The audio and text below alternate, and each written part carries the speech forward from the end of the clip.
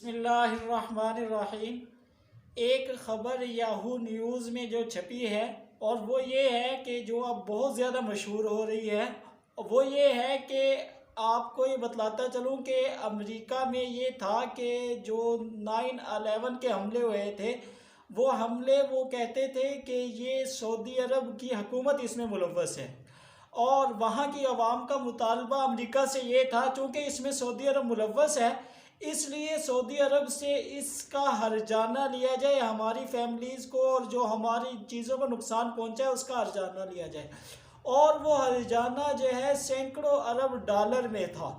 लेकिन हुकूमत के चूँकि सऊदी अरब के साथ ताल्लुकात थे इसलिए वो कहते थे कि ऐसा कोई मामला नहीं है। लेकिन अब हुआ ये है कि वहाँ पर अदालत में जो केस चल रहा था तो अदालत में केस ये लगा हुआ था कि क्या इसमें सऊदी अरब मुलव्वस है या नहीं है। एक वहाँ पर भी JIT बनी हुई थी जो है उनका FBI इसकी तहकीक कर रहा था।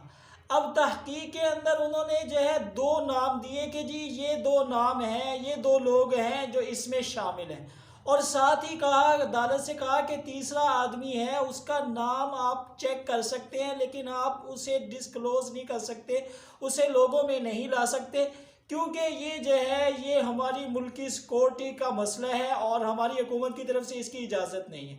लेकिन फिर हुआ ये कि एक जगह से वो नाम जो है पब्लिक हो गया और उनकी एक फ़ाइल के अंदर वो नाम वैसे ही खुले का खुला रह गया और वो नाम आ गया।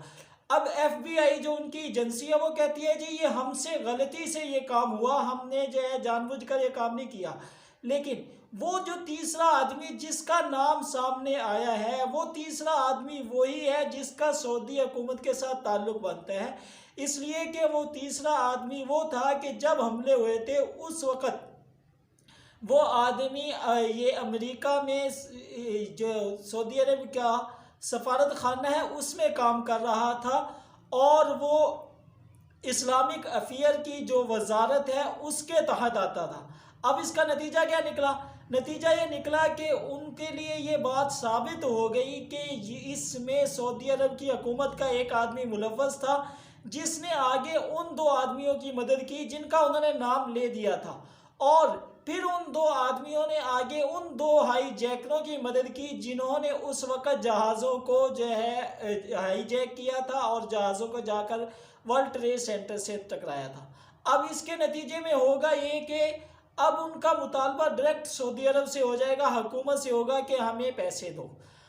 और ये आम बात नहीं कि ऐसे नहीं कह दिया, उनके वकील ने पहले कह दिया कि हमारी हुकूमत ने जो फैमिली है तकरीबन 2777 फैमिलीज़ हैं जिन्होंने ये दावा किया हुआ था। तो उनका जो एक ही वकील था उसने कहा कि हमें पहले लग रहा था कि हमारी हुकूमत हमसे छुपा रही है कि सऊदी हुकूमत ने इसमें कोई हिस्सा डाला हुआ है या सऊदी अरब का इसमें कोई हाथ है, लेकिन अब तो ये साबित हो गया है। और उसके बाद एंड होगा क्या कि अब जब अदालत फैसला देगी तो और फैसला अगर देगी तो रोकेगी तो उसको हुकूमत रोक सकती है अमेरिका की। अगर हुकूमत रोक दिया तो वो इस शर्त पर होगी कि सऊदी अरब को अब अमेरिका की हर बात माननी पड़ेगी। और अगर ऐसा ना हुआ तो मैंने पहले भी आपको कई वीडियोस में कह चुका हूं कि इसका नतीजा ये होगा कि अमेरिका को जब ज़रूरत होगी तो फिर सऊदी अरब से अपने मामलात वो इसके ज़रिए से तय करता रहेगा।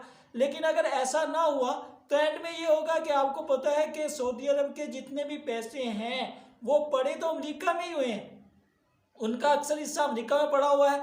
तो अदालत एक दिन जो है हुकूमत को अमेरिकी हुकूमत को हुक्म देगी कि भाई हमारी तरफ से ये केस साबित हो चुका है और ये केस चूँकि सऊदी अरब के ख़िलाफ़ है, हुकूमत के ख़िलाफ़ है, इसलिए सऊदी अरब का जो यहाँ पर पैसा पड़ा है वो जो है इन फैमिलीज़ को दे दिया जाए। और अगर ऐसा होता है तो वो इतनी बड़ी रकम है जिसको सऊदी अरब कभी भी बर्दाश्त नहीं कर सकेगा। तो ये अब तक की सबसे मेन खबर थी जो अब इस वक्त बहुत ज़्यादा फैल रही है। तो इसके ऊपर इसके साथ ही इजाज़त दीजिए, चैनल को सब्सक्राइब कर दीजिए। बहुत शुक्रिया। अस्सलाम।